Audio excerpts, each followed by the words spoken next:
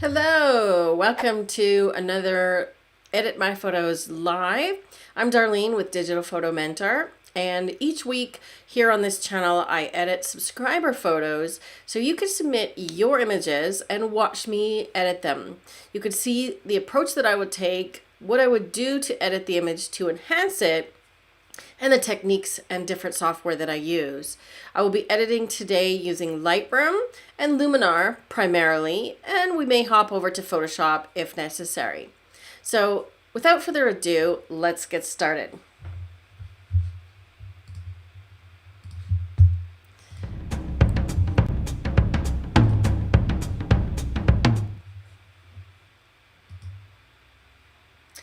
Okay, can everybody, if you are here, please pop into the chat and tell me where you're joining from.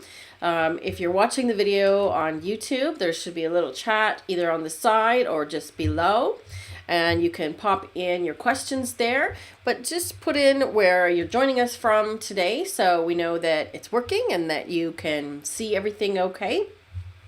So I've got a few images that I'm going to edit, and I've already worked on this one, and I wanted to show you portrait editing with this one and how I've smoothed out her skin a little bit. This is an image from Holly. She's one of my tutoring students. And we're going to do this one as well as several others. Oops, let me get in here. So I've got some landscape images. I've got one that's kind of an abstract, some street photography, and some people. And we'll see how far we get today. So I'm going to start, let's see. I'm going to start with this one here from Vivian. So this one looks like it was taken in some kind of a workshop or maybe a cafe or something. And I think, you know, the woman's smile and her expression are fantastic, but I think there's probably a lot of busyness in the background that she wants to get rid of. So what I'm going to do is go into the develop module. So I'm using Lightroom, okay? And I'm going to do some basic edits first, okay? So right now, this one is using what's called the camera neutral or camera natural profile. So if you're new to using camera profiles, this is up here on the first thing you'll see at the top under the basic panel, okay? So I'm in Lightroom, basic panel, and then right at the top here is the camera profile. Now you can choose from the pull down menu, but if you click these little squares right here, you get to see sort of thumbnails and previews. So under camera matching, these are ones that come from the camera that she was using. So if I go over here and take a look at that, we can see that she was shooting an Olympus camera, okay? So when we come over into the develop module, Lightroom knows that, and if it has those profiles already installed, you will see them show up here. Okay, so I can just hover my mouse over, and you can see that as I go over the vivid one, look at the background. The orange gets really much more vibrant. Okay, so sometimes just by changing the camera profile, you can get a better starting point. Okay, so this one here is using camera natural, and I think that's actually probably the best of the bunch here. So from there, I'm going to do what I call setting the white and the black points. Okay, so I'm going to check the white point by holding the Alt Option key, and what that does when I click the slider is it shows me anything in the area of the white tones that's clipping. So that means clipping with no detail. And the only thing that I see that's clipping is the actual light bulb. So that's good. So I might actually drag this up a little higher to brighten the image a bit. And then I'm going to do a little trick on the black slider where I hold the Shift key and then click on the word. Okay, so I'm not on the slider, I'm on the words, and I double click it. And what that does is it just moves the graph over, this is your histogram, so that it's touching the black side, okay? So when I do the Alt Option trick, you can see that there's a few areas in the blacks that are now clipping or without detail. And what I choose as my preference is I don't want to clip any white highlights that are important, that are part of the subject, but I do want to clip the blacks. So I might actually go a little bit more, because when you do that, what happens is you've increased the contrast, but you've controlled it. Okay, so you've decided that I'm setting the top end and the bottom end of the graph and controlling the contrast that way. Okay, if you just use the contrast slider, what happens is it stretches the histogram out. Watch the graph as I pull the contrast slider. It stretches it both ways equally. Okay, so whether I go up or down, so I can't decide that I want to go more to the whites or the blacks. So that's why I use these sliders independently. Right? I might add a little bit of clarity. Generally, when I have a person in the picture, I don't want to go over about 10 or 12, because what happens when you go really high is you start to get this really sort of crunchy look, and the skin gets really sort of not flattering looking. So I want to keep the clarity to about 10, right? And then I'm going to start to work on getting rid of this busy stuff in the background, okay? So the best way to do that is to add a little edge vignette. Now I've got some Lightroom presets that I'm going to apply first. These are ones that I've created. So Rob, if you could please share a link to our Lightroom presets in the chat. So this one here is just darkening the edge. And if you don't have a preset, you can apply that in the effects panel in Lightroom. Okay, so I'm just literally darkening the edges to help bring the viewer's eye into that girl again. Okay, I'm going to warm this up a little bit as well, because she's a little bit on the blue side. And I'm going to take away a little bit of the magenta. Okay, now I could also try and do a custom white balance using this little targeted adjustment tool here. This works well if you have something that's pure white or pure black in the picture. Now we have both. She's wearing a black hat, so I could try and click on her hat. Okay, so that actually did a pretty good job. Or I could try the man's white shirt, okay, give a slightly different rendition. Or I could even try her shirt, which is sort of a neutral gray. Okay, so all this is doing is changing the color tone a little bit. I think that one gave me the nicest version. Okay, so let's look at before. And I'm holding down the backslash key to do that, and after. Okay, so we've just given her a little bit more color. She's not quite so blue, and the color is a little bit more vibrant. I think I'm going to take away a little bit more yellow. Okay, about like that. And you'll notice that the colors are more saturated, and I have not touched the saturation or vibrant sliders. Okay, so how the colors have gotten more vibrant is that color profile that I use, the camera profile, and by increasing the blacks. Okay, so generally if your image is flat and you increase the blacks, you are going to get more contrast and color saturation. Okay, now let's start to work on the background a bit more. So all of the things that I've done so far are what's called global edits. Okay, so global edits apply to the entire image. Okay, now we're going to do a local edit, which is just on part of the image. And for this one, I'm going to choose a radial filter. You can get to the radial filter by clicking it up here, okay, your little toolbar, right? So you can click it there. Or you can get to it up here under the tools menu, and that's the radial filter. And when you go up here, you'll notice that you can actually see the keyboard shortcuts for each of them as well. And this one here, the up arrow, is shift. Okay, so if I want to use the keyboard shortcut, I just hold my shift key, click M, and I get that tool opened. Right? Once I have it, I'm going to draw. You get this little crosshairs. So I'm going to draw a circle, and you can see that as I sort of stretch it, it becomes an oval or a circle. And I want to make it over top the girl, right? And I'm going to go, I'm just going to darken so you can really see what it's doing.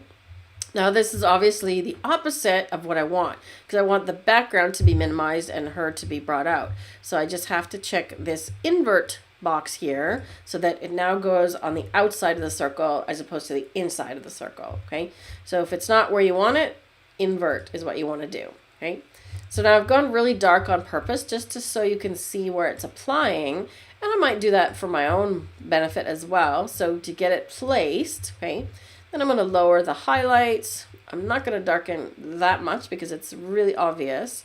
And I might actually lower the saturation a little bit, okay, because that orange and the brightness is going to draw attention in the background. I'm going to lower it a little bit.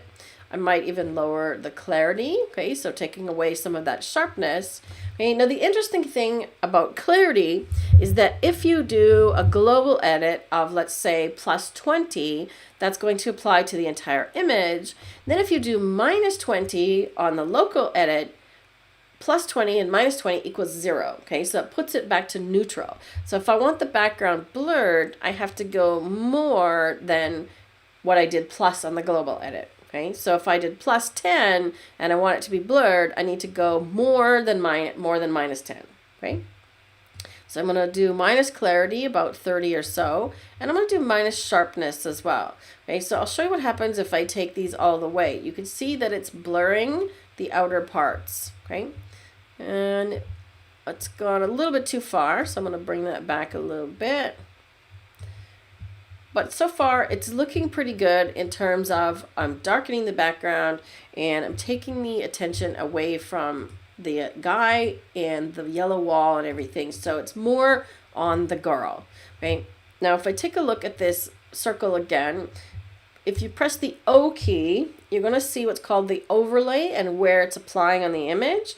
Now, right now it's in red, but if you want to see it, now because this wall is orange, I'm not seeing the overlay so well. So if you hold Shift and press O again, it will change the color of the overlay. Now the purpose of that is to just see where this tool is applying. Okay, so it's applying a little bit on her. Okay, so I can adjust that by making the feather smaller. Okay, now you don't want to do this type of thing because when you have the feather set to 0, your edge is going to show. Okay, so when I turn the overlay off, the mask off, you can see the edge of the filter. Okay, so you don't want to have feather at 0. Right? But you'll see that as the more I feather it, the more it comes into her. So I have a couple of choices. I can feather it less, or I can make the circle bigger, or I can actually use a brush in conjunction with this tool. Okay, so this is something that Adobe added a few versions ago in Lightroom. So you need to make sure you have, current classic. So this is Lightroom Classic. Okay. If you're not seeing the tools that I'm using, you may be using Lightroom CC. Okay? There is a big difference in terms of the tools and the things that you have available. So if you're using a computer and your images are stored on your local hard drive, generally you want to use Lightroom Classic. Okay? CC is for working in the cloud, and if you're traveling a lot and you need to access your images from anywhere. So for the most part, I recommend Lightroom Classic. Okay? So if you click on this brush tool up here as part of this mask, so I'm still inside the radial filter, but now I can use a brush and I can change it to erase, okay, so that I can erase this part from her. Okay, so you can see that as I'm brushing here, just make it a little bigger, I can make sure that it doesn't get any of her. So I'm going so that this green glowy part is not applying to her. But I do want to get it onto this wall. So then I'm going to paint it in. So I just change it from erase to paint in. And then I'm going to paint it in this wall over here. Right. So I would do a much better job of this if I'm doing this image, and I'm going to turn on auto mask here because auto mask will help me actually find the edge of her hat. Okay, so I would zoom in and do a much better job of masking so that I don't get like an edge glow or a halo on her. Right? So I want to make sure that I get this guy, right, like so. About like that. Okay, so then I'm going to turn my mask off so I can see it. Okay, so now you can see that where I've painted, I've actually gone too far, right? Because you can see where I've painted. I'm just going to go a little bit more here. You could see where I've painted, it's actually the wall was darker. So I'm just going to make sure that I blend that a little better. So I had a sharp section of the wall here. There we go. So if I want to see what this is doing, there's a little toggle switch. Okay, so see how that's darkening everything in the background and really bringing her out. Okay, and once I've done that, I might sort of scale it back a little bit so it's not quite so dark, like so. And then just close it So I can close it here, pressing close, or just Shift M again. Okay, so let's do a quick before and after again. So before and after. So we've warmed her up, we've added contrast, and we've darkened the parts around behind her to bring her out. Now, I could take this farther and I could do things like try and get rid of this sign. Lightroom is not the best tool to do cloning. I can try it and see how it goes. Okay, so the cloning tool is here. I use the keyboard shortcut Q. I'm going to make sure that I'm on healing as opposed to cloning. Okay, the difference is healing will try and use pixels around the area and use content aware fill. Clone just does a direct clone. So for example, if I do this backwards here, let's do it the opposite way. Okay, it literally just copies whatever is in the source circle over to the target circle. Okay, so it's a direct copy. Okay, if we do heal, it works a little bit differently. Okay, you'll see it feathered a bit more. Okay, so let's do it the opposite way here. So I want to blend from the orange in. Okay, so see if I change it to clone. In this case, actually clone does kind of a better job.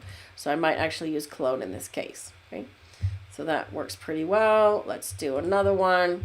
Okay, so Lightroom always chooses the source area. So you may have to, you notice that I'm moving these circles around, and I'm doing it bit by bit because I find that if I do the whole thing at once, it doesn't do as nice a job.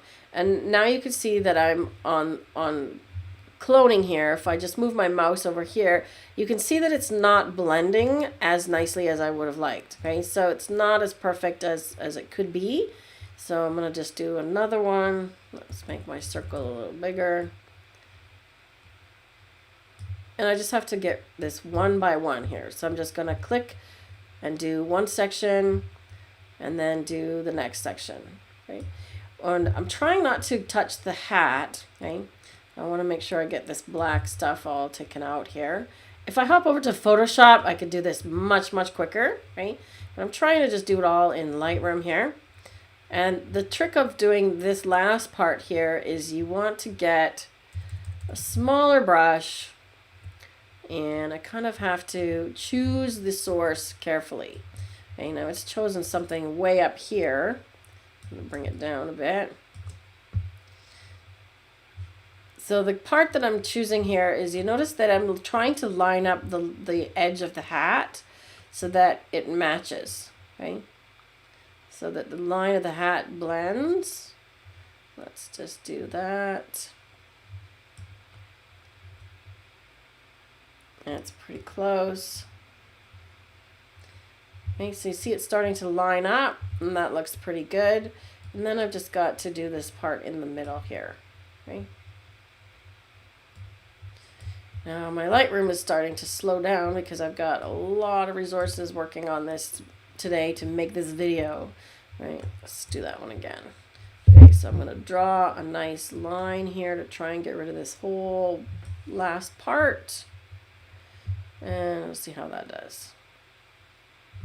Okay, that's pretty good. So you see it's done kind of a decent job, and I could do a much better job if I hop over to Photoshop. Right, but for this purpose, we've blended it out, and it looks better than it did with the sign behind her head. Okay, let's see how that does. There we go. All right, so let's turn that one off. So you see, it's not really that great of a job here. Okay. I'm going to hop over to Luminar, actually. I'm just going to turn off this cloning tool. And I'm going to hop over to Luminar and see if Luminar can do a decent job on this one. Okay. The other thing I've just noticed here is that there's this blue thing behind her shoulder, right, that's also grabbing attention. So there are 4 different things that will grab attention in an image. Bright colors, contrast, sharpness, and brightness. Okay, so this bright color is grabbing my attention. You can usually tone those kinds of things down in the HSL panel. So I can use the targeted tool, click on the blue to darken it. So that's luminance. Go over to saturation, drag that down a little bit. So if I take the saturation, look at all the way down, you'll notice that there's a lot of blue in her shirt as well. So it's affecting her shirt also, which is fine because I don't necessarily need to see the blue in her shirt. So about like that, that looks pretty good. Let's see if I adjust the hue, if it changes anything. That looks better. Okay, so you can see that changing that blue just kind of took away the your eye from going there. So I'm going to take this over to Luminar. So I'm just going to right click and go edit in Luminar AI. And I'm going to edit, for my purposes today, I'm just going to edit a JPEG because it works quicker, and make sure that I apply the Lightroom adjustments. Let me just see if there's any questions while I am opening Luminar. All right. Rita's watching from Manitoba. Hi, Rita. Glad to have you. Watching from St. Louis, Missouri. Vivian, excellent. So Rita, I don't know if you saw on the website this week, but I actually interviewed a photographer from Manitoba, an Indigenous photographer, and she had some amazing, amazing images. So you want to go and check that out. So a photographer local to your area. Let's see what's happening with my Luminar here.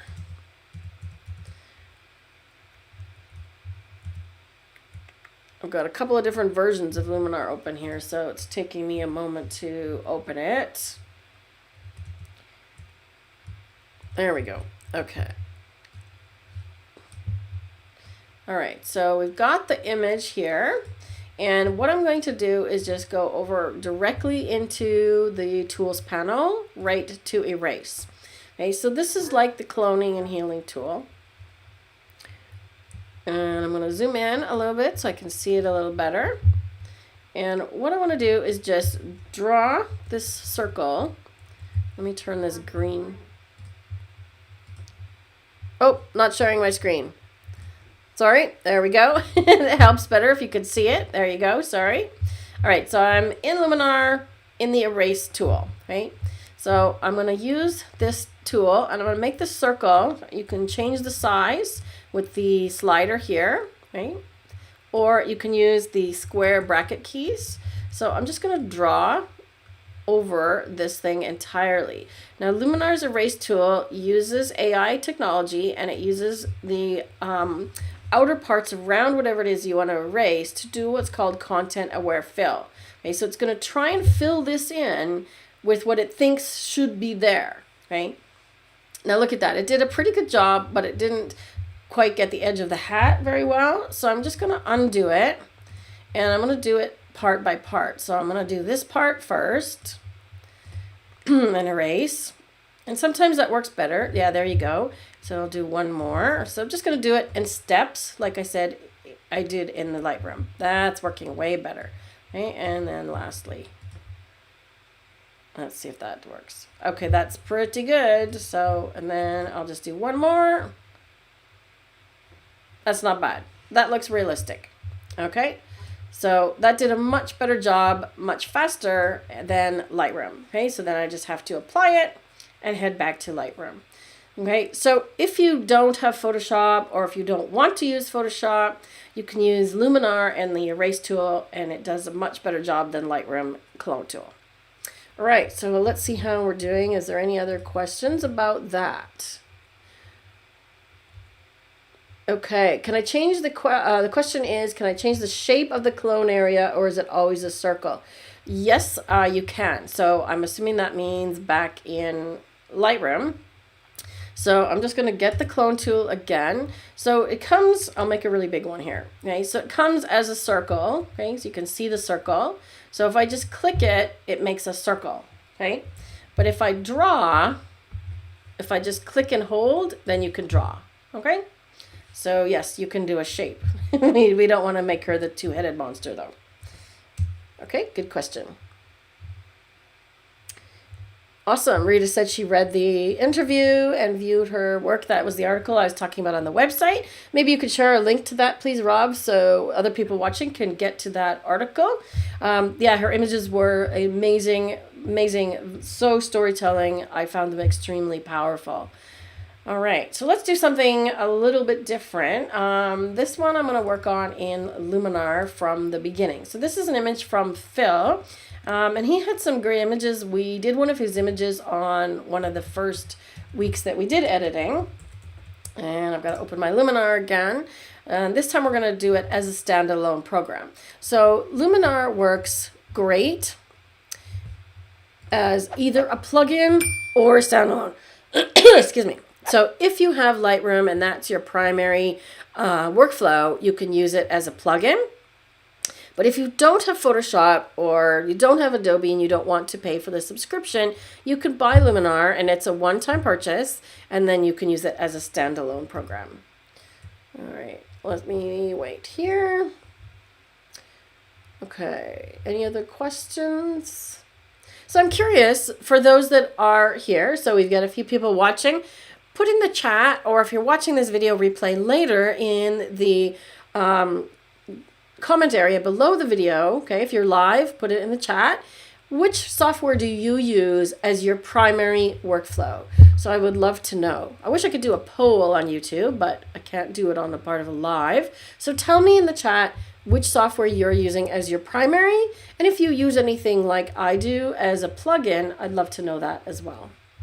Okay, I've got my Luminar open now, and I'm gonna go to Phil's image.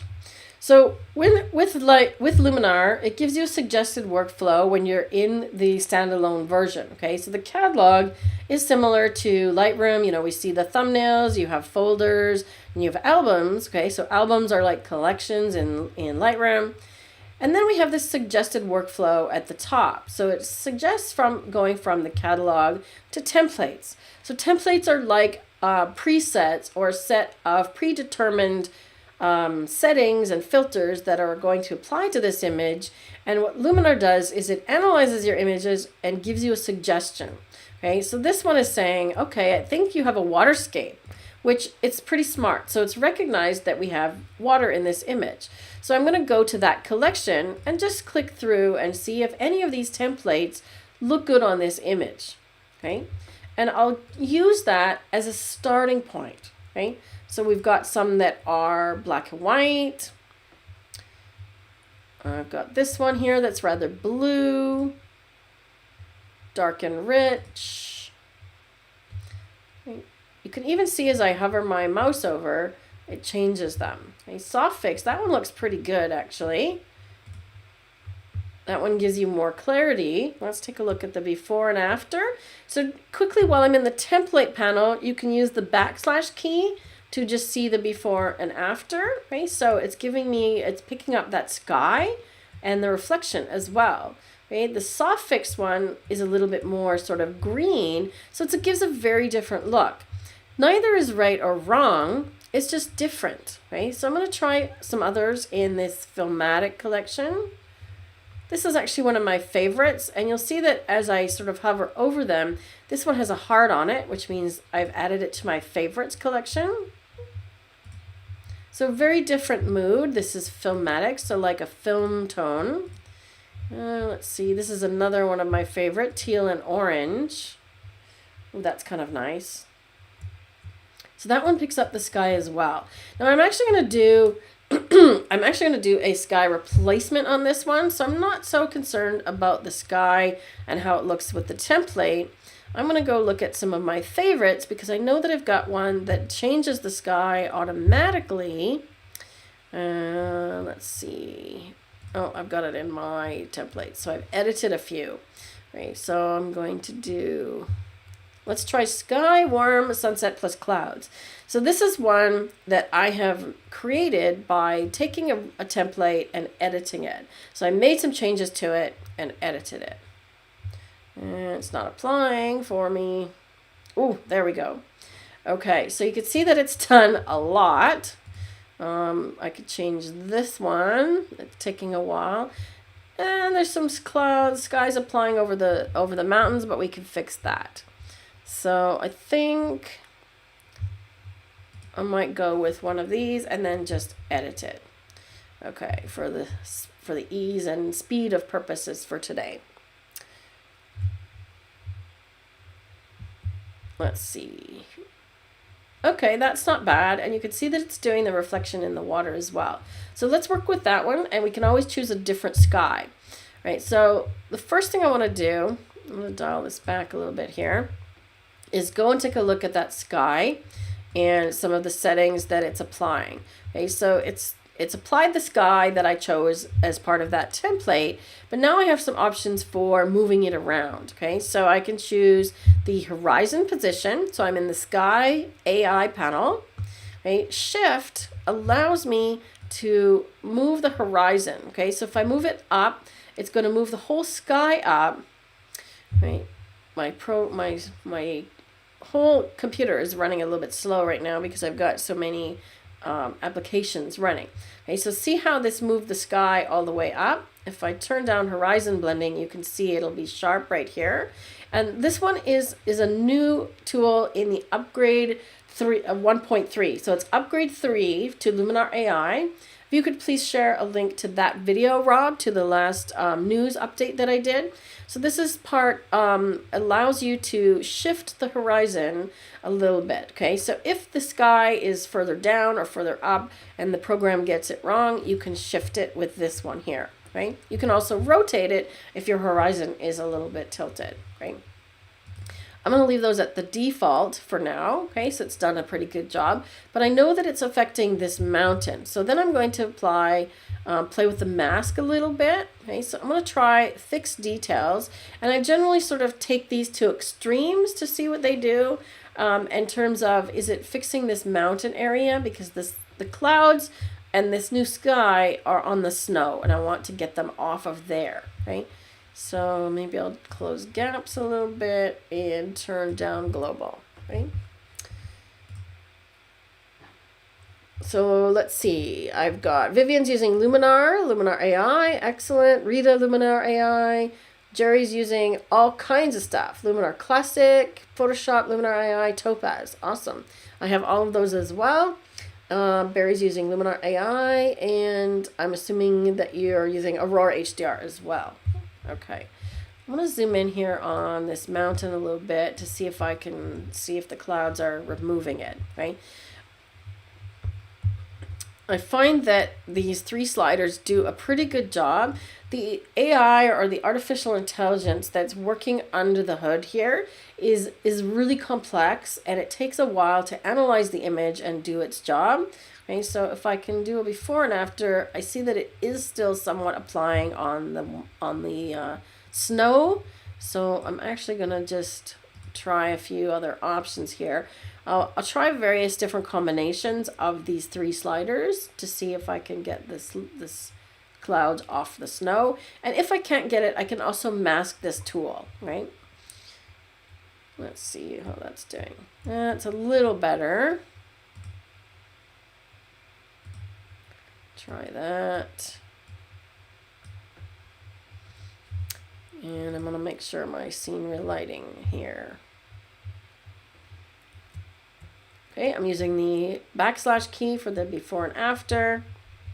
Okay, so fixed details gives me more clouds on the snow, so I want less of that.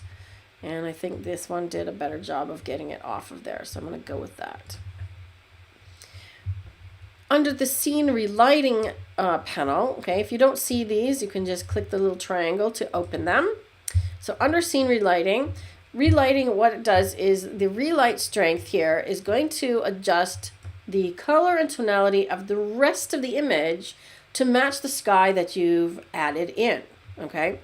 So see how it just darkened everything because it's kind of backlit, right?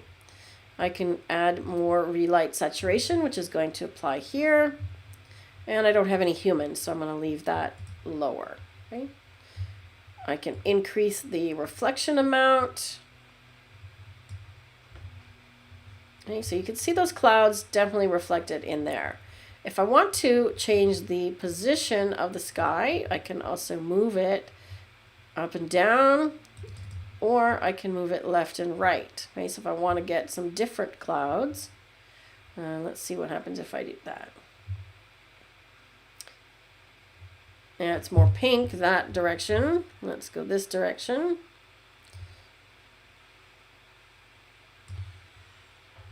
Let's Catch up with me, catch up with me. Oof, lots more sun. All right, I'm gonna leave it where it was, right? All right, what else can we do here? All right, so the sky is still picking up in the snow, okay? So we can mask it by using the mask tool on this filter, the sky. So I'm gonna paint with the erase tool and opacity fairly high, and I'm just gonna go over the mountains here. Okay, so you can see where I'm erasing it from. So I'm gonna try and get it off these snowy areas here, like so. Okay, I just want to make sure I'm not getting a halo. Okay. Now, in doing so, you'll notice that it also has taken away the relight. Okay, so I may change my thinking on that and put it back so that it's still relighting, but just get it subtly off those bits of snow. Okay. Let's see how that looks.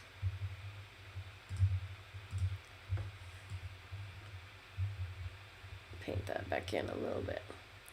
All right, so I can also adjust the relight so it's not so strong. Dial that back a little bit until we get something that looks a bit more realistic. So the whole idea with the sky replacement is you want it to be believable. You want it to be believable that that sky actually was there in the image when you took it, okay? Just gonna dial that back a tiny bit more. There's a little bit of pink right there, like so. All right, now I've got a halo here, so I'm going to go in and do a little bit better job of the masking. Okay, but you can see what that's doing. Now, if I change the sky, I wouldn't choose one that's cotton skies because the scene itself is not lit with the bright sun. So I want to choose one that's going to be applicable. Let's see what I have in my sky pack here. Rob, if you could share some link to our sky pack. I think I have one that's going to be applicable. So you want something that matches the landscape. So the landscape has got sort of lots of clouds. You don't want bright sun because there isn't bright sun in the scene, right? Because it wouldn't look right. It doesn't match, right? They have to be congruent, right? Let's try this one. So now you can really see that halo, right, on this mountain where I did the masking, right? So I can fix it, do a little better job of the masking. So as you can see, I do a lot of sort of playing around with skies to see which one is applicable. We could even try a night sky, actually.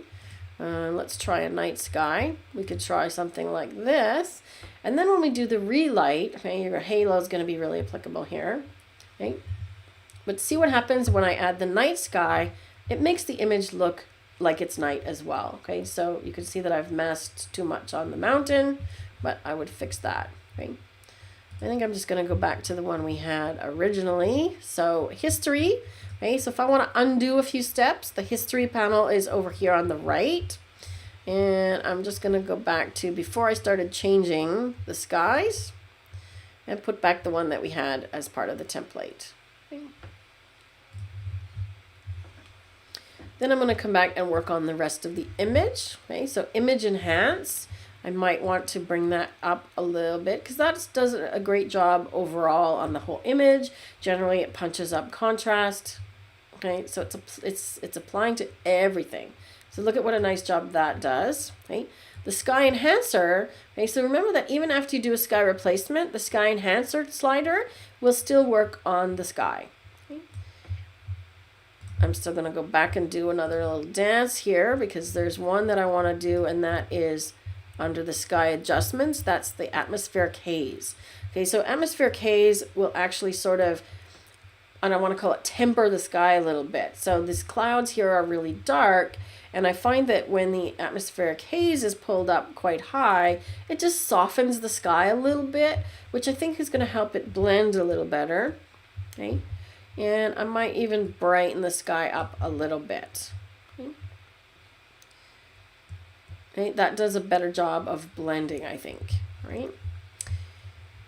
Okay, now let's continue with adjusting the rest of the image. Landscape tools are made for images like this. And I love the golden hour one and the foliage enhancer. Okay, so let's take the foliage enhancer up high and see what it does. Okay, so it's really pulling out the green in the forest here. But I find that the color that it uses as a default is really sort of neon green, which is not so good. So under the advanced settings, I usually pull this one over towards the yellow, and then you can see that it totally changes the color. We could actually even make it into fall if we go all the way, but I just want it a bit more yellow so that it's not that neon green. And then I'm going to dial it back a little bit. Okay, so again, a tip that I've given a lot is to dial things all the way up. Okay, so I'm just going to put that back to default. Dial things all the way up high to really see what's happening. Make your adjustment, in this case, the color dialing over to the yellow, and then bring the amount back down to something that is more where you're going to land. Okay, there we go. That looks pretty good. Then I'm going to do a little bit of golden hour. Again, if I take it all the way to the right, you can see what it does, and it is affecting that sky as well. Okay, so keep that in mind. And you can also decide that if you only want to apply these things to this forest, again, we can just mask it. Okay, so clicking here is the mask tool. Let me turn my little pointer back on. Okay, so the mask tool is right here. You can paint in or out with the erase tool. So I'm going to paint in. As soon as I click on this image to paint, I do one click, it's going to disappear from everywhere except where I clicked, because now I'm just painting it in on the trees. Okay, I want to make sure I get the reflection as well, and maybe all the way across there. Okay, so now you can see that this tool is just applying to the forest and not to the rest of the image. I love that about the tools inside of Luminar, is that any of them, okay, with the exception of the light tools, any of them can be applied as a local adjustment. Okay, and one of the things that sort of annoys me about Lightroom is that one of the things that you saw me use earlier was the HSL panel to try and dial down some of those colors and affected that blue in the image of the girl. Okay, but I can't mask it, or I can't paint that in as a local adjustment. Okay, because you saw it affecting her shirt as well. I couldn't do that in Lightroom. Okay, but if I wanted to just adjust the color, let's say I want to really spark up the boats. Okay, so I'm going to go into saturation here and dial up the red. Let's see what that does. And I might increase the red. So see how it's picking up those boats. Okay, I might also brighten the reds. Okay, a little bit, because I want to bring the boats out like so. And I can also affect the hue of the red and make it a bit more orangey. Okay, like so. So see what this tool is doing is it's really affecting the boats for the most part. Right, now if it was affecting the rest of the image, I could also paint it in here, right, like I did with the others. I'm also going to go in and dial down the blue a little bit. So blue is going to affect the sky, but it's also going to probably affect the mountains. Okay, so if I take that all the way down, see what that does. Okay, so I could darken the blues a little bit, or I could give the blue a little bit more saturation. Okay, so the blue has actually been dialed down, and that was that preset that I used, or the template. So I'm going to go and change that and dial the blue saturation up a little bit, like so. That's looking pretty good. And then I'm going to go back here once I've done that and bring this sky enhancer back down. All right. So let's do a before and after. Okay, so before, really kind of overcast, blown out sky. After, we've got a more interesting sky. And we've really punched out the reflection and the boats here. Okay, I probably add a little edge vignette. Okay, I do that on almost every image, like so. Just do that really quickly. Okay. Details is another one where I may choose to bring out some details and sharpness, but I don't want to do that on the sky. I just want to do it on the bottom part of the image. Okay, so in this case, I'm going to use a gradient mask on here, and I'm just going to drag it up. Okay, so you can see where the red is, that's where it's applying. So I'm getting some sharpening and some details applied to the bottom without it over enhancing the sky. Okay. Beautiful.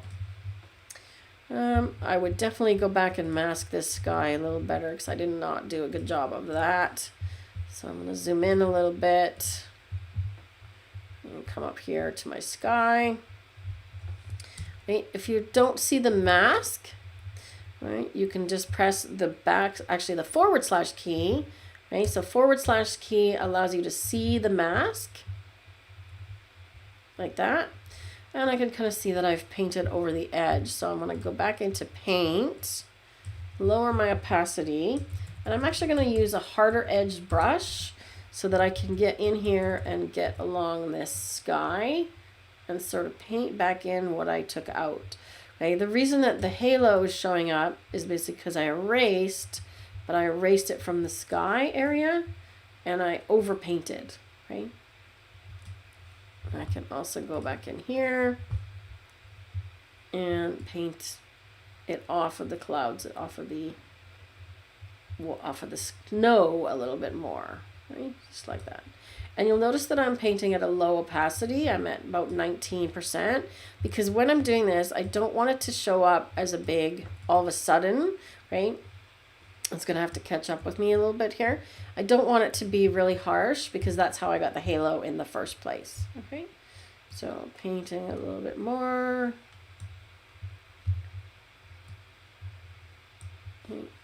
And let's go back to erase.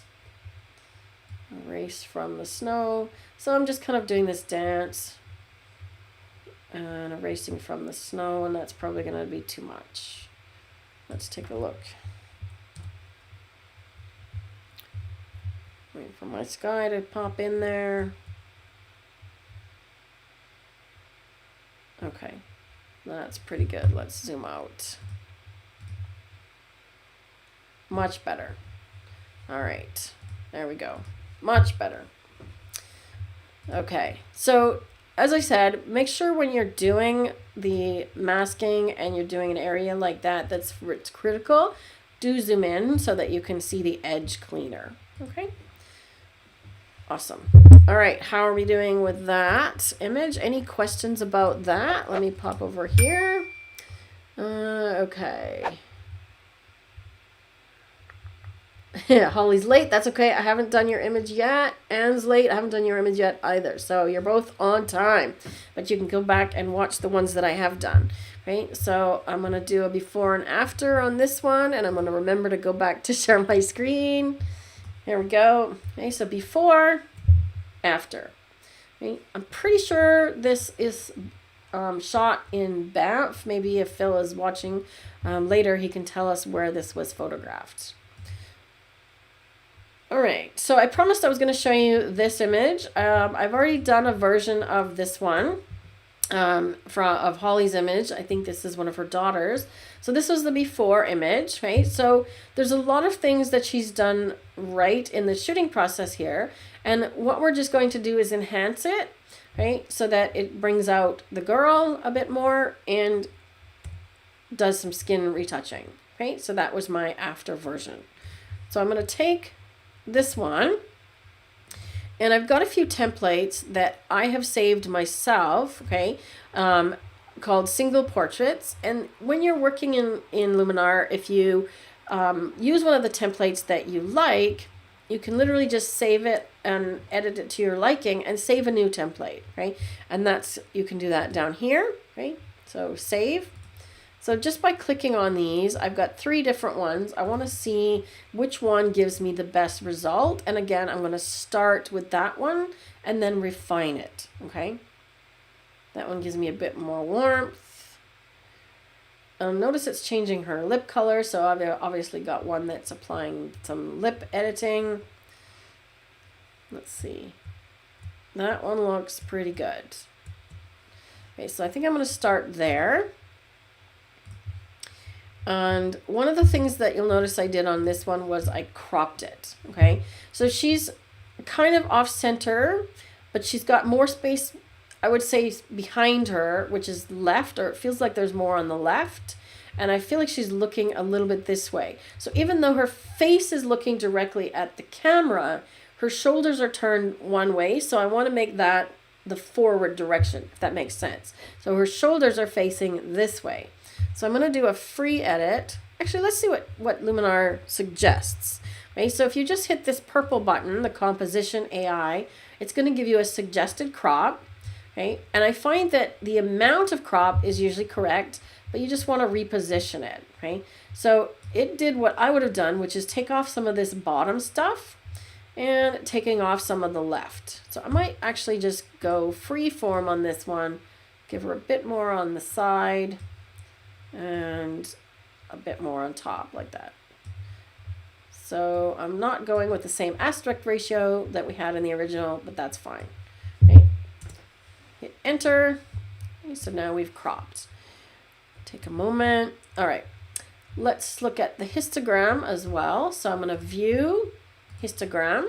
Okay. And I'm going to go into the light panel and adjust some of these things. So if you can't see the histogram very well, there's kind of a little hack. It's been requested to Skylum that they make this histogram bigger and more useful. But if you can't see it, just open the curves panel, okay? And you can see the histogram right there. So even if you're not adjusting the curve, it just gives you a bigger histogram for you to view.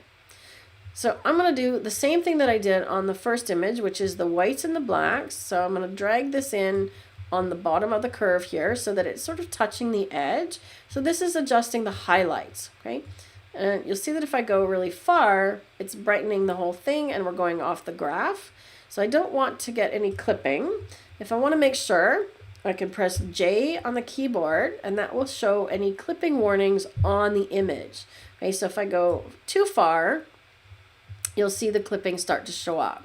Okay, so whatever is red over there is going to have no detail.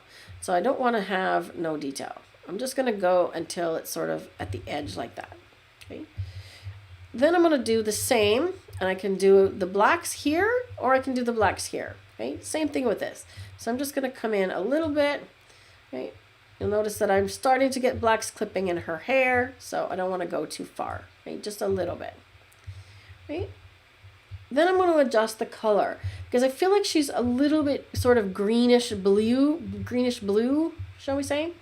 So I'm going to take away a bit of yellow and I'm going to add a little bit of magenta. Okay, so the temperature slider goes from blue to yellow. You can see it. Tint goes from green to magenta. Let me turn that off. Let's see how we're doing. Okay. So just giving her a little bit more pink takes away that sort of greenish tint in her face. Okay. Maybe even a little bit more, like so. Now I want to add a vignette. Okay, so again, I'm going to darken the edges.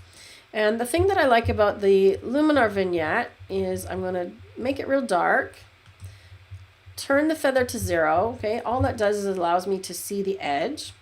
Then I can adjust the size.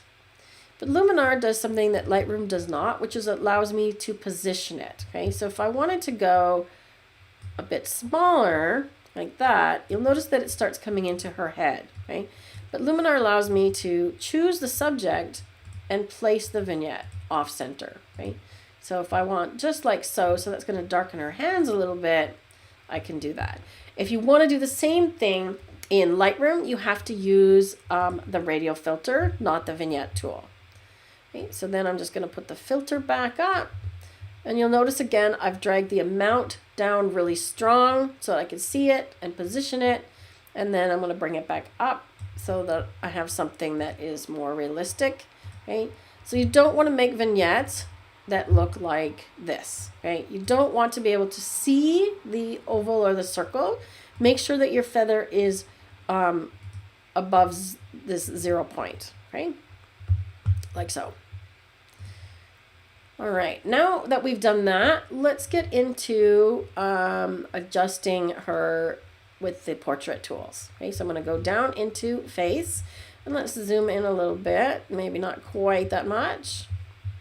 Okay, so I'm going to zoom in to about 50%. And you'll notice that my preset or my template has already applied some of these things. Okay, so it's already added what's called face light, which brightens up sort of the center part of her face. Okay, so you can see that if I turn that off, okay, it's just lighting her up a little bit. So it's kind of like you added a flash or you added a reflector. Okay, we could use the slim face, and I don't think she needs it, so I didn't use it on her. But you could use the slim face slider just to pull the cheeks in a little bit if you wanted. But let's take a look at what it's doing with her eyes and her mouth. Okay, I think that I'm going to darken her lips a little bit. The teeth whitening I don't need because her teeth are not showing. But let's darken the lips a little bit. Right. She doesn't have dark circles under her eyes, so I might see if I want to remove that. Dark circles would be like if you have lines from somebody that is maybe got allergies, seasonal allergies, or lack of sleep, right? Or even an older person, right? I've got puffy eyes. I don't think I need so much red eye removal here. But I do want to whiten her eyes a little bit more.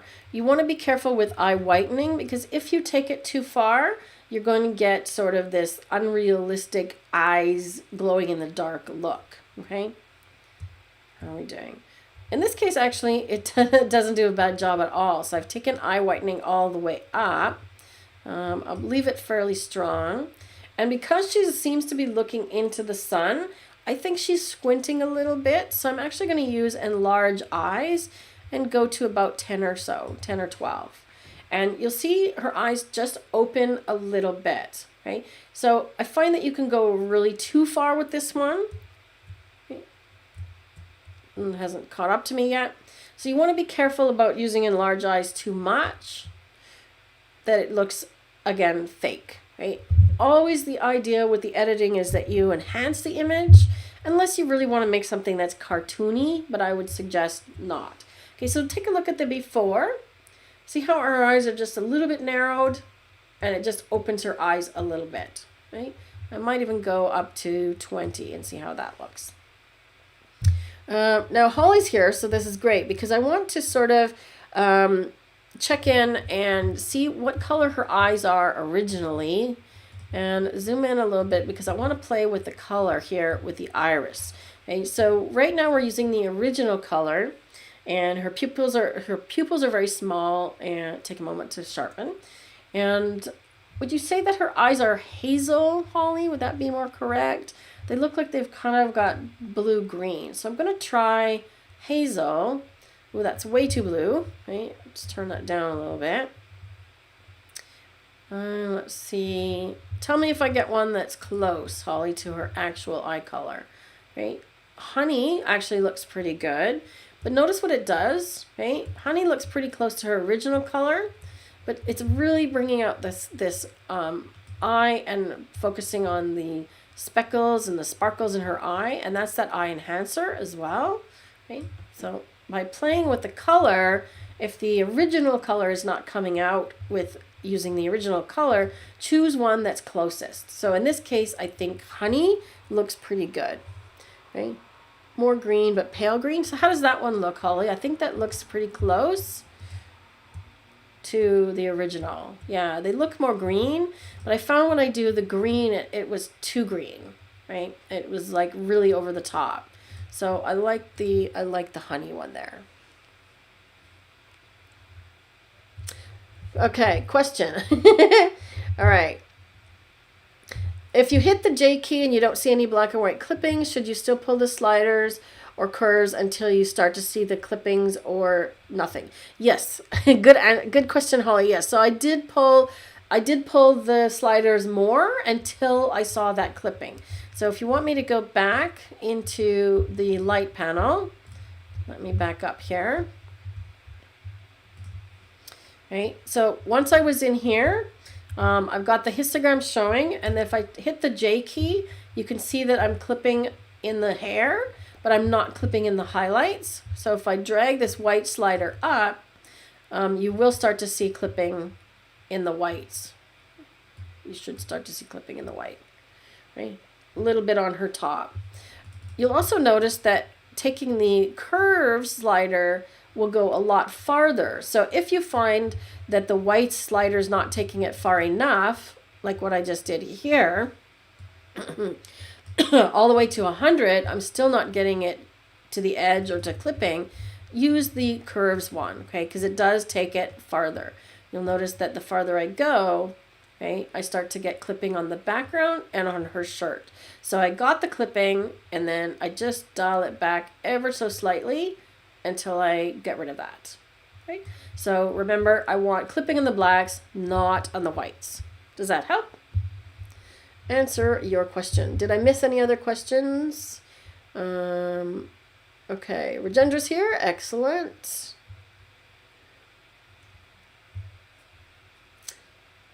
Yes, so Holly said, should you put your slider at the point?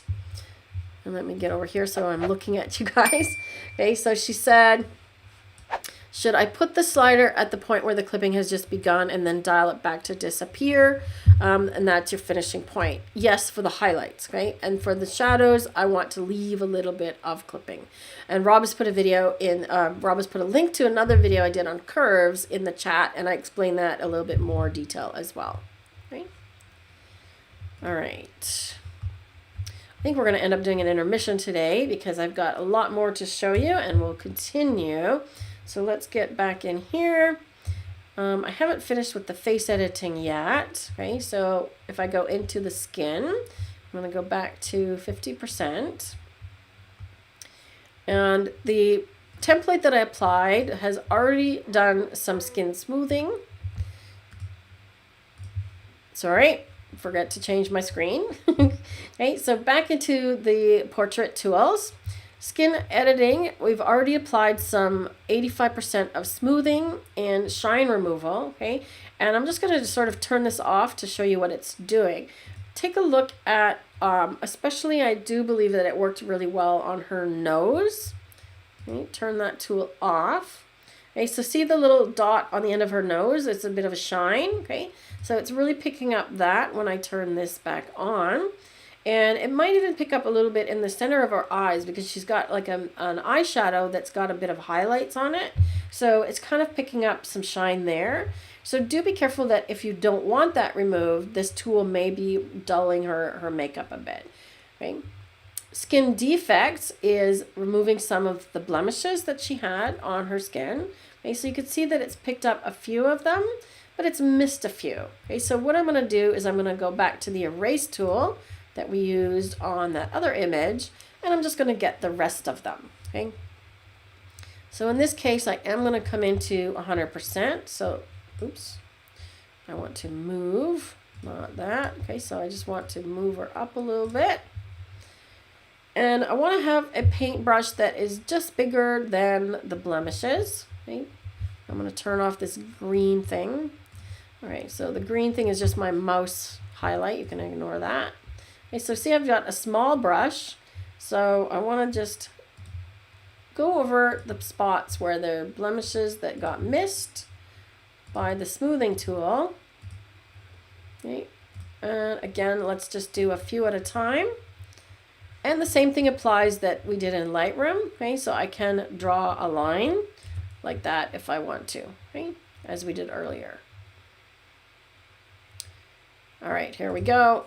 So click erase, it's doing its thing. You can see it working. See at the top, it says applying erase and it's thinking about it, right?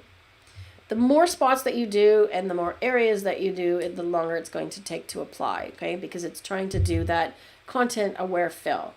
And I find that for skin and things like this, it does a really fantastic job, right? So if we're happy with the job, let's just wait for the dots to disappear. Come on, catch up. You can do it. You can do it. Taking a moment. Let me just pop back over here and see if there's any questions while we're waiting. There we go. Okay, so it's done a pretty good job on some of the spots, but it didn't on others. So I'm actually going to undo it and clear the selection, because what I found is, again, if you're doing too many, you have to undo them all, right? So once you exit the tool, you can't undo just certain spots. So make sure that you stay inside the tool. And I'm just gonna do maybe one or two at a time, right? And go at it slowly, let it do its thing, and then do a couple more. Because if I'm not happy with those two, I can just undo those two, right? But I think if I go two at a time, I'll get a better result. It's thinking. Holly says the young kids are using highlighter on their noses and the center of the eyes. Yes, they are. And like as she's done here, I think it looks really good. But sometimes makeup has some sparkly things in it. There, you see it's done a better job now. Sometimes makeup has sparkly bits of glitter and it picks up too much light and it makes them look too shiny, okay? And it almost makes their skin look oily. So you can use that shine slider, remove shine slider. Again, it has an amount, right? So if you want less of it, you can just dial it up or down. Okay? So I had a better luck doing just the two spots. And I've got that. So there we go. So we're going to do two more. Let me see if there's any up here. Yeah, there's one up here that I want to get on her forehead.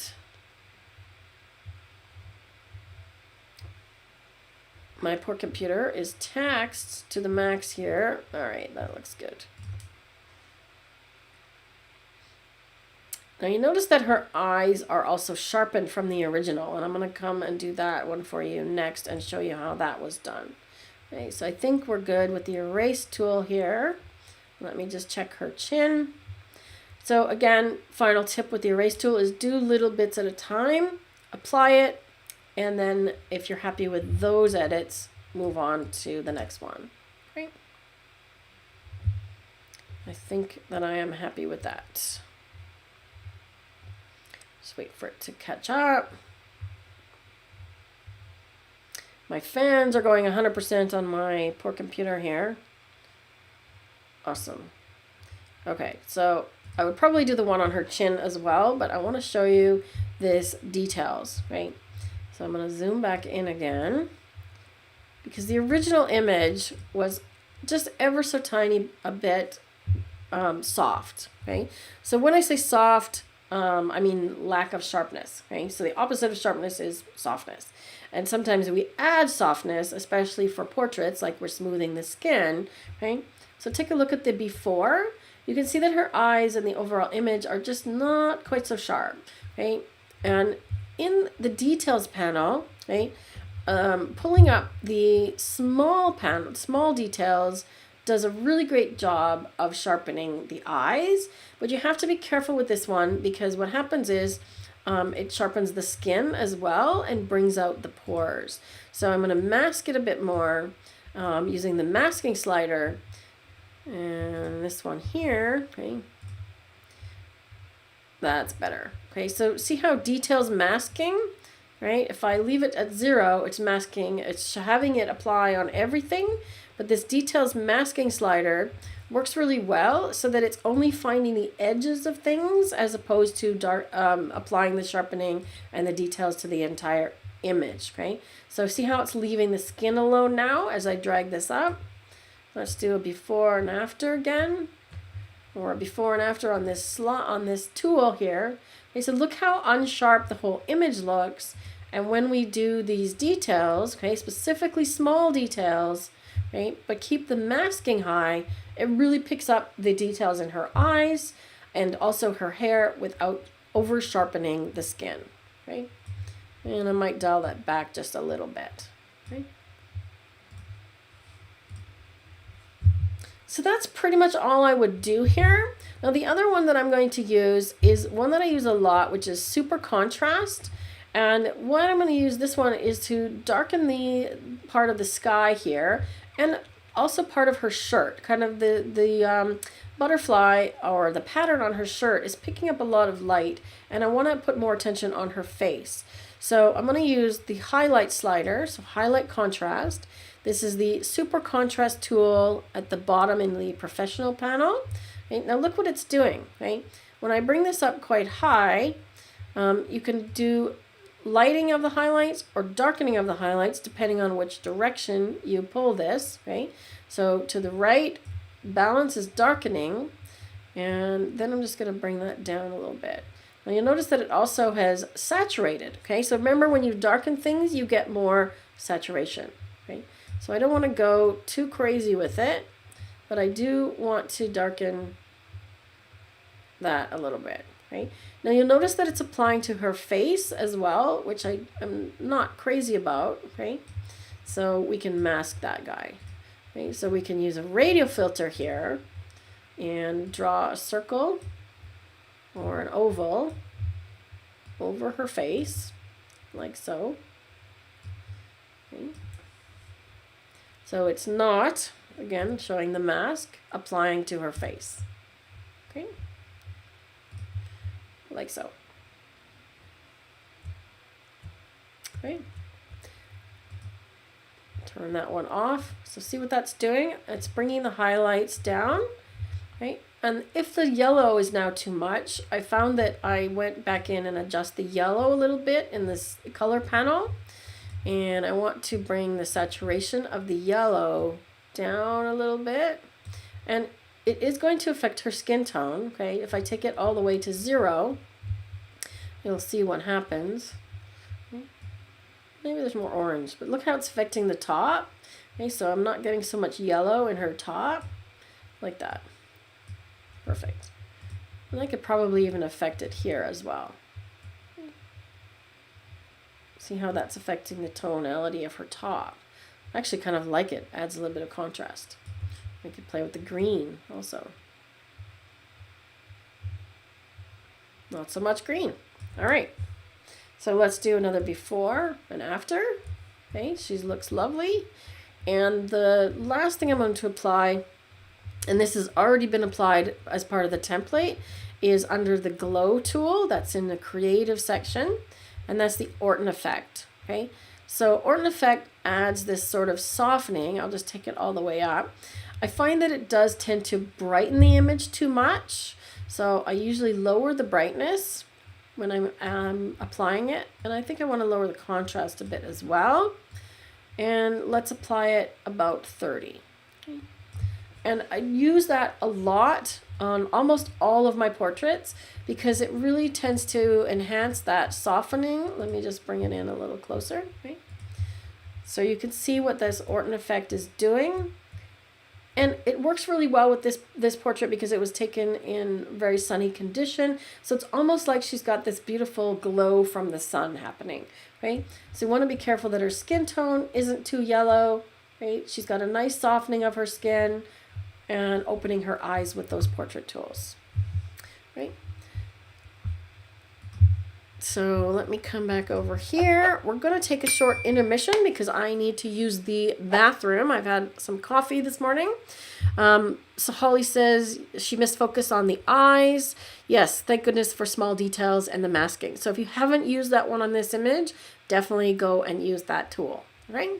Copy my settings. Okay, so we're going to take about a 3-minute intermission so you have time to use the toilet, get a beverage, whether that be an adult beverage or a coffee, depending on what time of day it is where you are. And I will be right back because I've got a few more images that I want to show you today, and we will keep going. So let me get my intermission screen on here.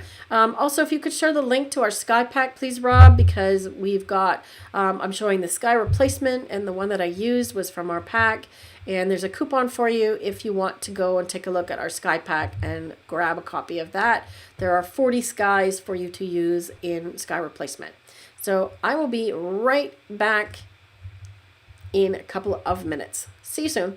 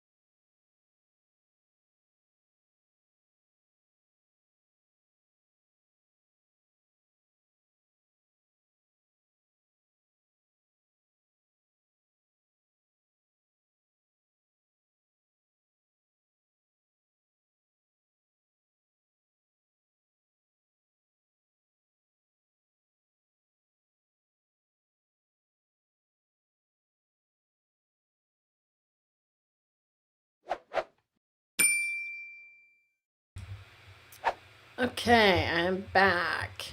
I was going to do Anne's image, but she said she had to run, so I'm going to save hers for next week. So make sure you tune in, Anne, because I'm going to do your chess player guy and do some fun edits with that one, removing the line from the road and so on. So let's get back over here, and I've got a couple more that I want to edit.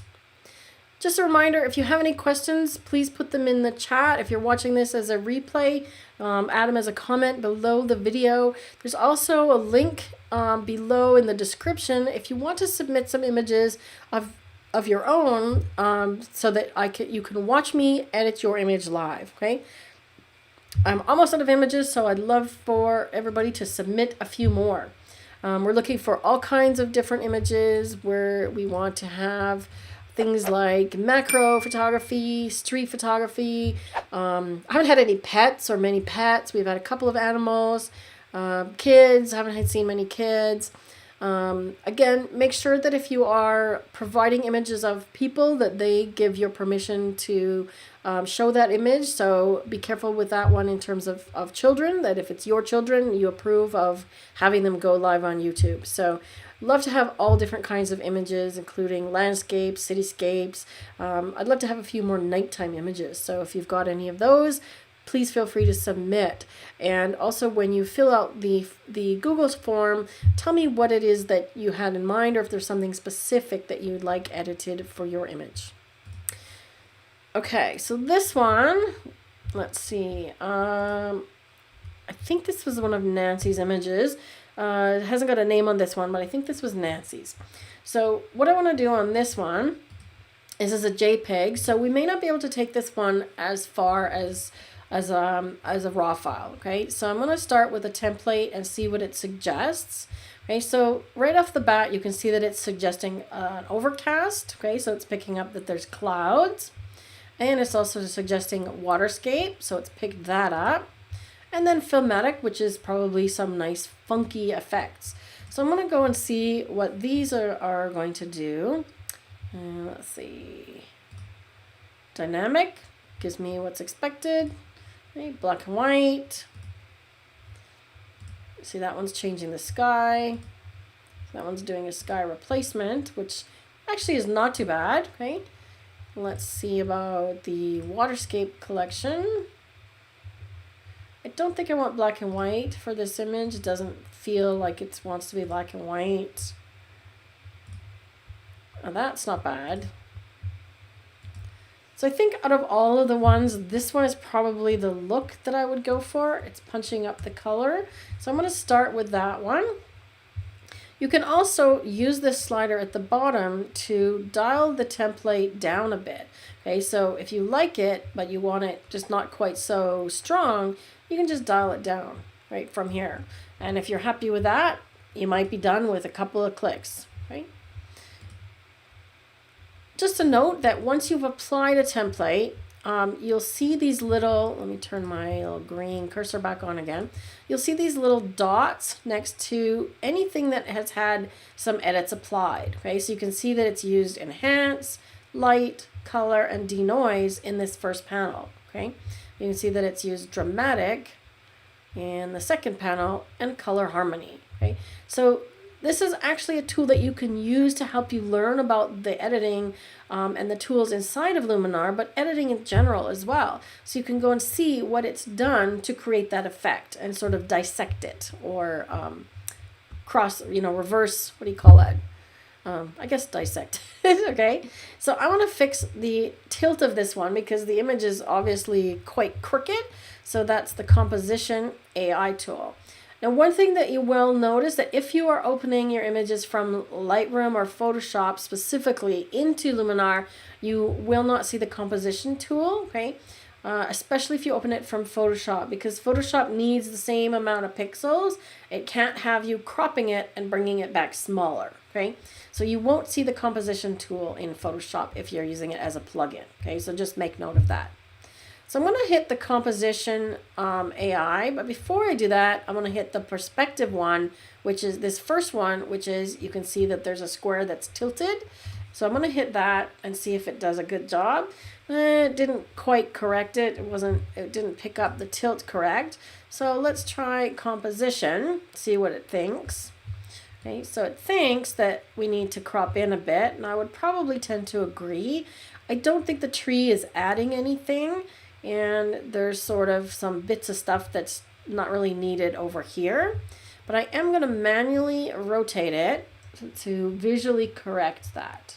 Okay, so you can see I'm just grabbing the corner. Okay, if I grab any place on the edge where you see this little arched arrows, that's a tilt. Okay, so I can do like that. And I want to make sure I'm not cutting the swan off. Okay, but I might actually cut this partial boat off and the tower over on the left, because then this tower is going to be the focal point. Okay, so now I've got a little bit of the trees on the right, not so much. Get rid of this tower and this boat over here, but keep the swan at the bottom. Hit enter to apply it. Okay, does that look straight? Still doesn't look straight to me, so I'm going to give it another go. I'm trying to see if the tower is straight. That's what I'm looking at for straightness, right? And that looks better. Now, unfortunately, we're losing some of our swan. I'm going to undo and let's start again. So let's just go with a tilt here first. That looks better. Yeah, we're going to lose some of our swan, unfortunately. So let's lose some of that. There we go. Okay, let's see if that's straight. I'm trying to look at the center part of that tower. That looks better. So yeah, unfortunately our swan is at the edge of the frame, but he's all right. Okay, then I'm going to go to Enhance AI and Sky Enhancer. Right? So the Enhance AI is doing all kinds of good things. It generally lifts the shadows, it increases the contrast. Okay, so see how it's bringing out the detail in the town and the sky. Right? Sky Enhancer is like adding a polarizing filter, and see how it's only affecting the sky. So we don't really need to replace the sky because it's already fairly dramatic, right? I am going to lift the shadows a little bit more. So I'm going to go into the light panel. Now I could do that a couple of different ways. I could do that using the curves tool, and you can see that it's actually lifted the highlights, but I think I want to undo that because I don't want to increase the highlights. Let's check the J key. Yeah, we're clipping a little bit of highlights there. I'm actually going to lower this contrast a bit. Okay, so smart contrast works to increase or decrease contrast. So I'm actually going to decrease it, bring the highlights down so you can see that I'm getting rid of some of that clipping, and I'm going to bring the shadows up. That's looking better. Now we've got a little bit more balanced image, and I do want to clip the blacks a little bit, so I'm going to put those highlight warnings back on and drag the blacks down. Let's try with the curve layer. I just want some clipping in the blacks. Oh, wow. Probably because I have lifted the shadows. So be careful when you're lifting the shadows that if you go too far, you're actually going to not get any blacks in your image, which is what I've got happening. Okay, so you want to make sure you don't end up with an image that's too flat. Okay. So we're getting closer. That looks pretty cool. That's a little bit on the blue side still for me, so I'm going to warm it up a little bit. Like so. And I feel like this one I want to add a little bit of mystical, which is my favorite. Dramatic. I'm not sure I'm liking what's happening with dramatic here. So this is an image that has a lot of contrast to begin with. So what I'm looking to do is try and bring the detail back in some of those areas that it's lost it. And I don't think dramatic is helping here, so I'm just going to remove it. Okay? So by doing the light panel, I've pulled down the highlights and increased the shadows. I could go even farther with the highlights. Okay, and I might even give it a bit more plus exposure. So remember that exposure is affecting mostly the midtones. Okay, so that's going to be affecting in this area here. All right. We could add some birds in the sky if we wanted, but I'm going to stick with what we've got and add that mystical that I was mentioning. So mystical gives sort of a really nice glow to the whole image. I can make it warmer here if I want, or increase the shadows here as well. Okay. Let's make sure it's catching up. Yeah, so it's giving me more shadows, lifting the shadows. And then I'm going to use the toning tool. Okay, so toning, if you're used to working with an older version, it may be called split toning. So that's what they had called it in Luminar 4. Now it's just called toning. And it allows you to choose the color for the highlights and a color for the shadows. Now I find that the shadows, especially on the bridge here, look a little bit blue. So I'm going to bring the saturation up and then just set it into the yellow tones a little bit, just to try and counteract some of that blue that's happening in the shadows. Okay, see that? Like so.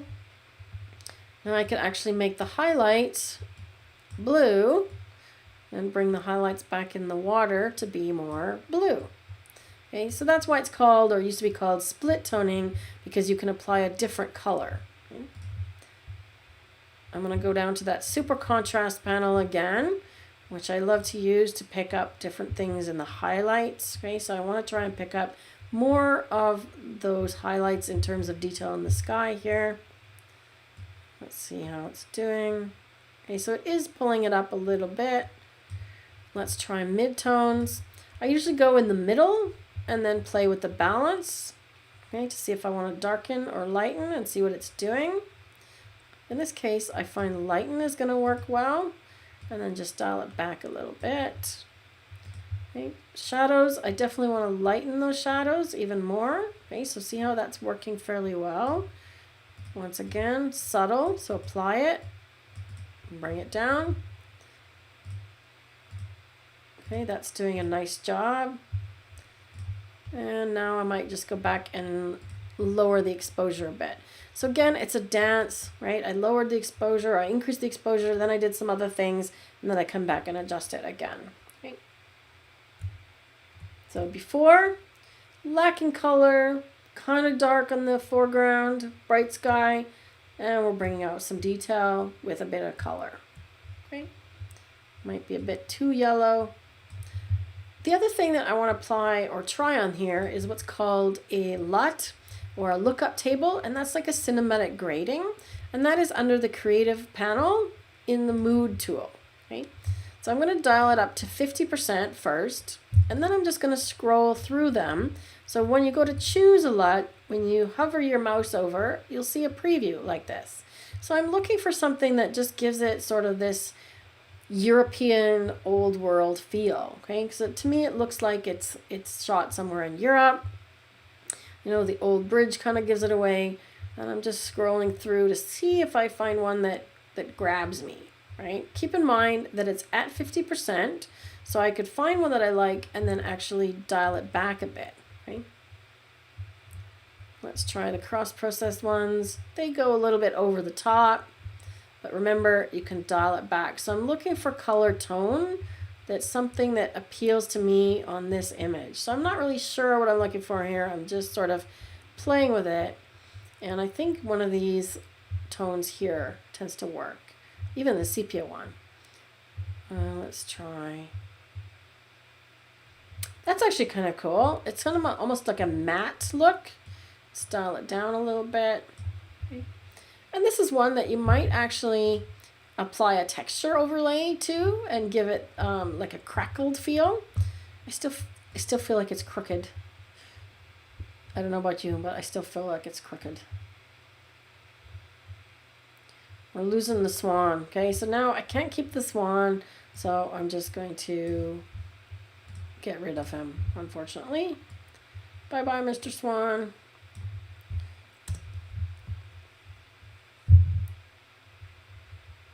Wait for it to catch up with my crop. Okay, that feels straighter to me. I kept feeling like the bridge is crooked, right? Like so. All right, and let me pop over here. Rob says he thinks it's Prague. Okay, maybe, could be. If anybody's from Europe or has gone to Europe, perhaps let us know. I could apply a texture on this one, but I think that we're gonna call it quits on that one and move on to the next one, right? Let me go back here. Okay, this one is one that I thought might be interesting because it's a little bit overexposed. I think this is Regenders. Yeah, Regender. Okay, so excellent. If you could tell us where this was taken, if you're still here. I know it's after midnight where you are, right? But I love the prayer flag. So again, I was guessing Nepal, but I know that a lot of your images are in India, so I'm pretty sure that's probably where this was taken. So we could try the template and see what it suggests again. Okay, so it's suggesting filmatic, blockbuster, or landscapes. I do feel like maybe a film look. I don't want to go black and white because I want to keep the color in the prayer flags. Okay. Quirky, let me catch up. Okay. Ooh, nostalgic is kind of neat. So it does have an old world feel as well. So that might work kind of well. Kind of good. Can't speak very good English today. Let's try one of these other ones. I'm going to try one of my favorites here. I do like Cozy Den a lot. And I do like teal and orange. The image is really bright. So I think what's happening is a lot of these things are applying and it's not grabbing me because it's really overly bright. So I'm going to actually sort of undo all of this first. I'm going to go into edit and go back to the original. So I'm going to do some minor corrections first. Usually I do a template first, but in this case I'm going to adjust the exposure a little bit because if we look at our histogram, right, and I turn on the clipping warning, there's nothing clipping except a tiny little bit up here in the sky, but it looks really bright. Okay, so you can see that the histogram is bunched up on the right hand side and there's nothing touching the left or blacks. So I'm going to bring it up from the bottom so that you see that it's starting to touch the black and I'm getting a little bit of clipping in this area here. Okay, so that's what I'm looking for. And I'm going to bring the exposure down, which is those midtones. Okay, so now you can see it's pulling the whole graph over. Let me undo that. Watch the graph in the background here on the curves. It's pulling everything over. Okay, and then I might pull the highlights down a little bit as well to see if we can pick up anything there.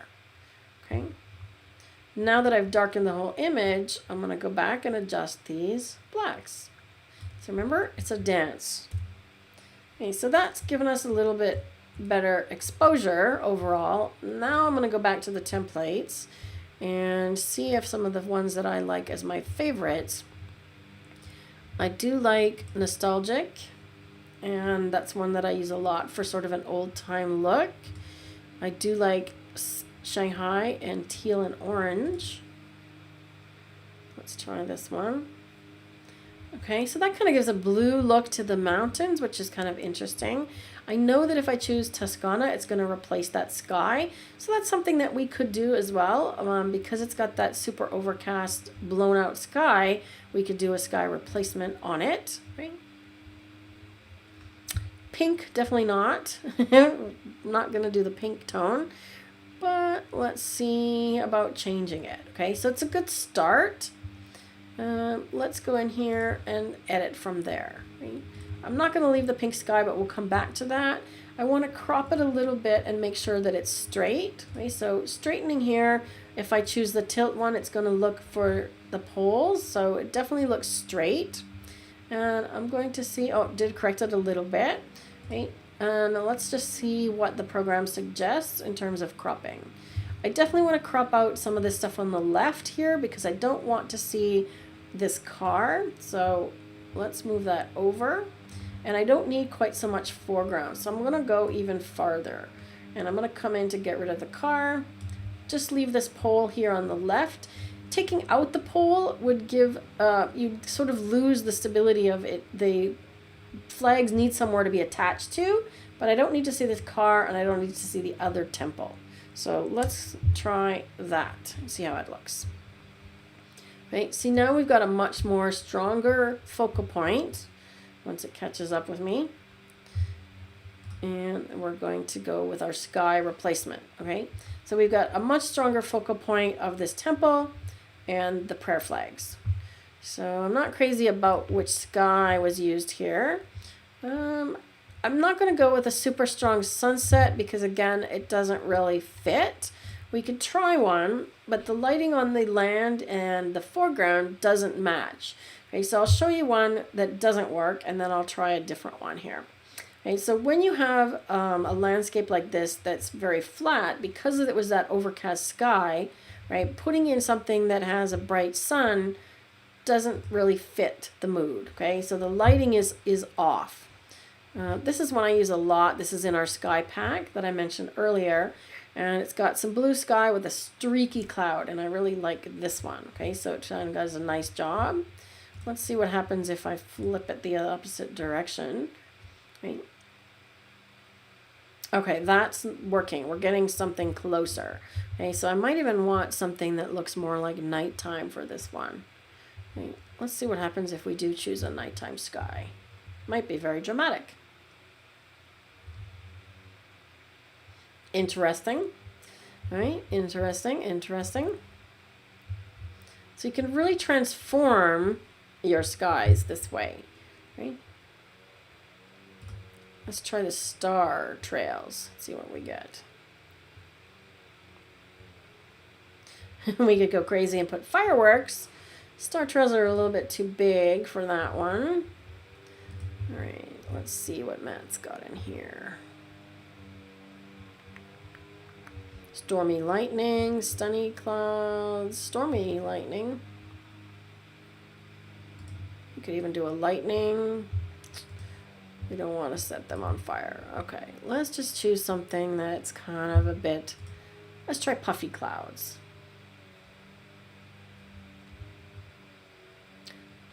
So your clouds really have to be applicable for the image.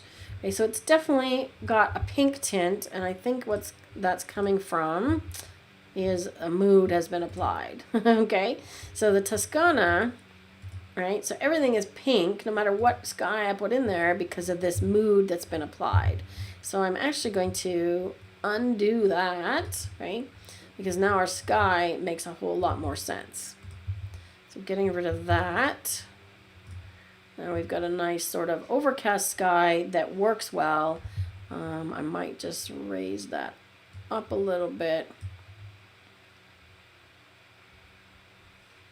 Right, that just gives something a little bit more interesting, right? One thing you'll notice is that you can also adjust the sharpness of the sky, and that's down on the bottom here. Okay, I don't need a reflection because there's no reflection, there's no water, but I'm going to defocus the sky a little bit because I feel like that this was shot with a longer lens from farther away, and this mountain is ever so slightly starting to become out of focus. And if I defocus the sky, I went to 6, let's try 3. It's just going to make that sky feel like it's more in the background and more realistic. Right? That looks pretty good.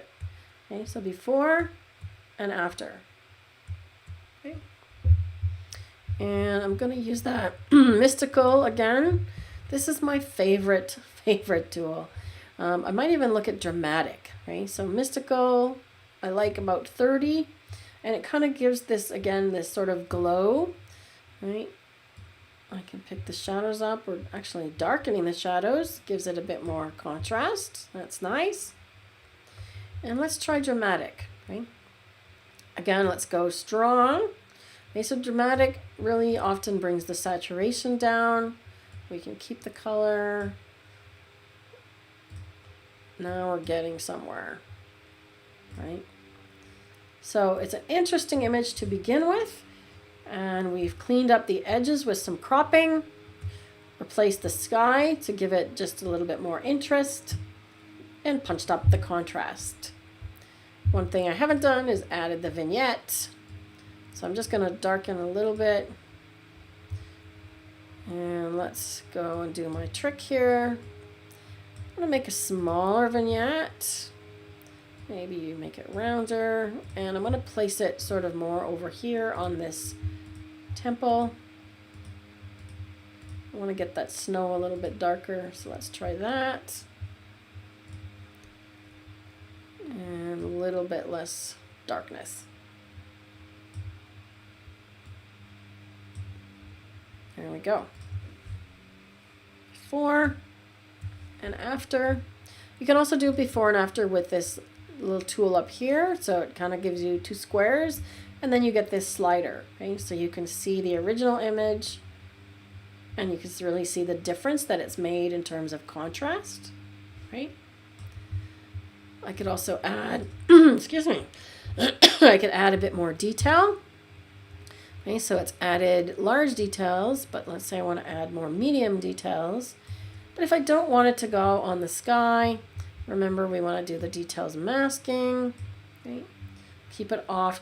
When you bring the details masking slider higher, it's looking for smooth areas or areas which are larger and less detail, like skin, like sky, and it removes the sharpening from there. Okay? Or the details, right? Let's do that. There we go. I think that's a fantastic image. Okay, is Regenda still here with us? So we would love to know where your image is taken. Rob is guessing Himalayas. I was guessing Nepal and so on. And love to know where this is because it's a fabulous image. There's lots of things interesting in here. Okay. Rob wants me to, okay, so this camera, Rob, this one here. This is the secondary camera. All right, so I'm going to go back. I've got a couple more, and then we're going to call it a day. We'll see if we can get one more done today. This is the one I wanted to work on. This is from Annie. And the reason I picked this one, I'm actually going to turn this histogram off. The reason I picked this one is because it looks like it's a ripple in the water, I think. So there's water here. But I think we can do something fairly interesting and abstract with this one. Okay, the first thing I'm going to do before I do anything is crop it. And then I'm going to scroll the templates again. So I want to see what Luminar suggests in terms of cropping. Right? So remember, it's going to suggest something and then you can move it around. I do tend to agree with this because I wanted to get rid of this bright corner here. And by cropping, now this diagonal line goes almost corner to corner. So I'm actually going to change it to freeform. Go a little bit sort of longer and narrower so that it really goes corner to corner, like so. Okay. Actually, you might even be able to go like that and crop out that way, like that. Okay, I like that a lot better. So now we've got this diagonal, beautiful diagonal line. So let's see what we can do with this in terms of templates. So I'm curious to see what it's going to suggest. Okay, so waterscapes is another one. We could do all kinds of neat things here because really we're just playing with colors and tones. Right? This one is quite interesting. Definitely not black and white. I don't think that's got enough contrast. Ooh, that one looks good. Cold currents. That's not bad. Now, are we into a JPEG here? No, this is a raw file. So the reason I went back to check if it was a JPEG is because we're starting to get some pixelation. Where'd the image go? Starting to get some what's called banding in this area here, right? And it's probably just because we're pulling the image too far, okay? Deep focus. I'm going to play with some other templates that I know, experimental, okay? So there's some fun ones here called experimental in the portrait. Now it's in the portrait one, but it's got some sort of light leaks and bokeh backgrounds and foregrounds that might look really neat on this image. Okay, aha, I was right. So burnt film, that's kind of cool. Okay, and this is just partly experience because I've been playing with these templates a lot, and I know that these ones have these sort of interesting color additions, right? Like overlays. And what they are is literally a texture overlay. Okay, so that's really cool. I kind of like this glow one, right? So it's got some neat things happening, some neat color. Let's go play with this one, right? Yes, okay. So we can play with any of the things that it's done here. Okay, so it's got Enhance AI. Now, interestingly enough, it thinks that this is the sky. Okay, so normally you wouldn't see this sky enhancer slider, but because there's a lot of blue, the program thinks it's the sky. Okay, so we could even darken that. Let's see what happens if we go more on the Enhance AI. Let's sharpen. Okay, that's kind of cool as well. So we're really going for abstract here more than anything. Okay, let's see what else. Okay, so it's got some portrait things applied. I'm literally just going to undo those because we don't have, remember it was a portrait preset or a portrait template that I used, but there's no person here. Okay, it's got some glow applied. Actually, that is a LUT. Okay, so it's got a LUT applied called glow. And if I bring that up higher, look at what I get in terms of this color showing up. I'm going to desaturate it a little bit. Okay, so we're getting something really cool now.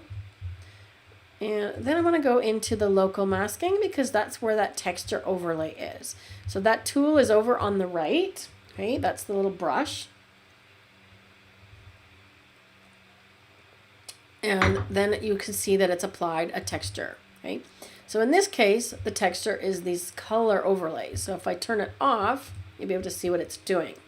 Okay, so we have a few options here in terms of settings. We can flip it. Okay, so it puts the colors on the other side, which kind of works better. Okay, let's try that. And we can flip it upside down. Right, so you get to decide where it goes. I kind of like that. So it's got contrast, the saturation is dialed down. We can even change the color of it. Okay, so we can increase the contrast or decrease the contrast. So keep in mind that these are only applying to the overlay itself. So if I desaturate the overlay, you can see that it's not affecting the image underneath, it's just the overlay. Okay. So saturation brings out those colors even more. And we can even shift the hue, right? If we want different colors. So we can really get creative here. Actually, I don't mind going a little bit this way. Just a little bit, right? Something like that. Let's play with the flipping again. Literally, I'm just playing with this one because I'm not really sure what I want with it yet. I think that works the best. You can also play with the blend modes, right? And the overall opacity of the texture overlay. Okay, so if we make it more opaque, you see more of these sort of bokeh things. If we make it less opaque, you see more of the underlying image. Okay, so that's the image by itself. That's with the overlay. You can also change the blending mode. Okay, the template that was used is on screen, but we can try different blending modes and see if they do anything different. Ooh, that's very dramatic, right? So let's say we like one of these, right? Very dramatic, but let's say I don't want it so strong, right? We can tone it down a little bit, or we can increase the brightness. This hard light one was very dramatic, wasn't it? But we don't want so much contrast, perhaps. And like so. So we can really get creative with this image. I think I'm going to go back to where we had it on color and give it a little more contrast and brightness. Like so. Right? Then of course you can go back to your original image and play with it a bit more again. Okay, so now that I've applied that overlay, I might decide, okay, I want a bit more whites coming through. Okay, I could increase the highlights here, like that. And let's see if we're clipping anywhere. again, clipping on this type of image really doesn't matter. If you want to have clipping and have some really dark parts of the image, go for it, because really we're just creating something that's abstract. Okay. The other thing that you might do on something like this, right? It's already got the mood applied. We could go with our mystical or the glow. I find that mystical keeps the brightness of the image a little bit more in terms of integrity, right? So that's kind of cool. Or if we go into glow, it gives us some different options where if we choose glow itself, what it does is it actually gives the glow around the light areas of the image. Okay, so you can see it making the highlights glow as opposed to the whole image, right? Or we can go with soft focus, which glows everything. Back to our Orton effect that we used earlier. Right, now it's created some real contrast. So this is a really, really interesting image to go ahead and play with, right? So keep in mind that this tone has got this glow applied, right? So it's applying a lot of these blue colors, right? So we can dial that back as well. Or if the color is too much, just go in and dial the saturation down. But that is taking this image from something that was lacking color to something that is really interesting, got a lot of color, got a lot of punch, right? And into a really, really interesting abstract. I think I'm going to just turn that down a tiny bit on the saturation. And bingo. All right. Let me come back over here. Any questions about that one? I think that's going to be our last image for today. Again, please give this video a thumbs up and subscribe to the channel. If you would like to see me edit some of your images, there is a link to the form in the description below the video where you can submit a couple of your images. I'm looking for more images to edit next week. We do this every week on Saturday, same time, noon Mountain Standard Time. Join me and watch, or submit your images and come and watch me edit your images. I'm going to be reaching out to a few people to help spread the word on this. Holly, you're one of them, because I want to send this out to your camera clubs and get some of the camera clubs watching and involved in getting their images submitted. So until next week, take care everybody, and we'll see you soon.